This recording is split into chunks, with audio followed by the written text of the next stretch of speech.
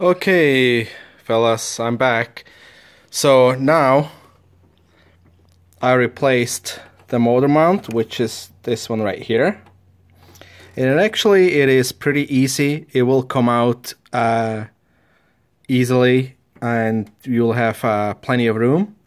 What I had to do is I had to remove two bolts right down here. Those are for the transmission side. There's a one, two, those two bolts. There you go. They will go in there. So if you take these off, you have much more room to move the engine back and forth, so that way you can take out the middle engine mount.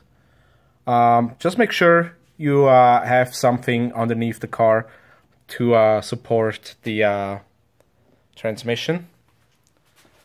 And this is the old one. You see it's cracked right there, so it will give a lot of vibration when you're driving or when you're just idling the car. This is those two new parts, lower and top mount. That's the old one. I'm gonna reuse this one here. So you can see I already put it in, and I also put that bracket back in. You will need this to fasten the top engine mount.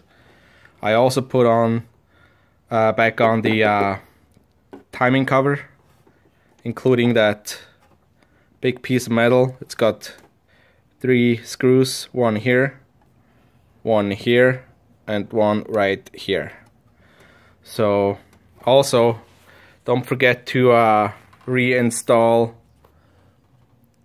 those 2 bolts that fasten up to the what is this? I think that's the AC compressor. So make sure you put it back in here as 2 bolts, okay? And once you put it all together, the easiest part is going to be this top mount and the lower mount.